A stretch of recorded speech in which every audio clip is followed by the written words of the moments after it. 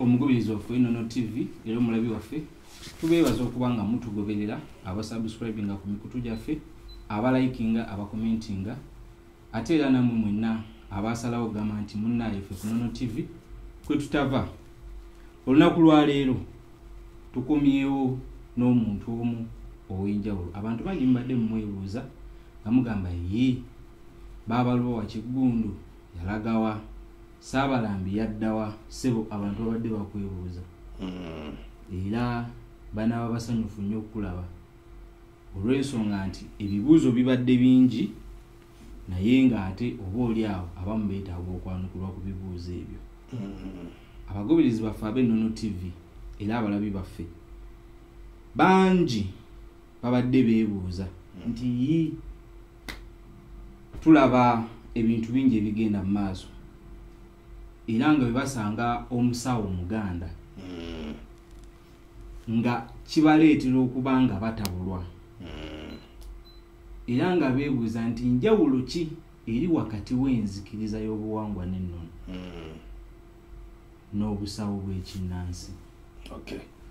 Njagala mbabuuzeeko mwenna abalabi b'omukutu guno Nnono TV. Nze Saabalambi Kiggundu Ngowa. Nze mutesiteesa omukulu w'ekitongole kino eky'enzikiriza y'obuwangwa n'ennono. Tulina ebintu ebyenjawulo mu nsi ebigenda maaso ebiviirako abantu okwewuunya. Naye njagala kubajjukiza nti nabategeeza nti guno omulembe gwe tulimu mulalamu. Ebintu bingi bye tuwogera tebajja kubitegeera. Tuli mulembe nga gudduka speed okusinga entegeera y'abantu. Era obutegeevu obw'ebintu bino butambulira ku mutendera gwa waggulu nnyo. Okutegeera kw'omuntu okuba kuli wansi ajja kukaluubirirwa nnyo ebintu bino bye tuwogerako. Obuwangwa nga nzikiriza y'obuwangwa n'ennono n'obusawo bw'ekinnansi, obusamize, obulaguzi byawukana newankubadde waliwo ebifaanagana mu byo. Ekyokulabirako bwe tubeera mu kitundu eky'enzikiriza tubaamu ekitundu kye bayita okusinza omutonzi munzikiriza. Kino kuba kukkiriza ku mmeeme eyo mubaamu omutonzi. Munzikiriza twogera ku ssinzizo ewasinzizibwa Mukama Katonda. Bwe tudda mu kitundu kiri eky'obulaguzi tuba tuwogera ku ssabo, ku masabiro. Amasabiro ago ekigayisa amasabiro nti abantu bagendayo okusaba emyoyo egyo omutonzi gye yatonda, egyo gye yawa obuyinza okubeera ba overseer b'ebiramu byonna ku nsi. Si eri omuntu.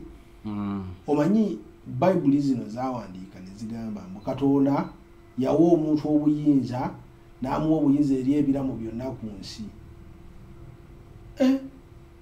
Osobola okulagira engo ejje kalo gigaye tambula ogende ngegenda kuluma. Olaba n'embwa togiragira. Olaba muntu munno akusanga mu kkubo nakukuba n'akutta n'akuggyako nebyolina naye nga mufaanaganya entegeera musobola okuwuliziganya. Okitegedde n'olulimi lwoyogera aluwulira bulungi. Omutonzi yatuwa buyinza okwovasiyinga okubeerawo okubudaabuda ebirala. Naye tetubiinaako buffe bannyini byo. Ekyomutonzi. Kale mu kitundu kiri eky'obulaguzi Katonda n'ateekawo emyoyo egikolera mu biramu. Ebiramu twogera ebisolo, ebinyonyi, ebiwuka, ebyewalula, ne twogera n'ebirime byonna biramu. Emyoyo tegikolera ku ffe ffekka abantu, gikolera ne ku bisolo ebirala ne ku binyonyi.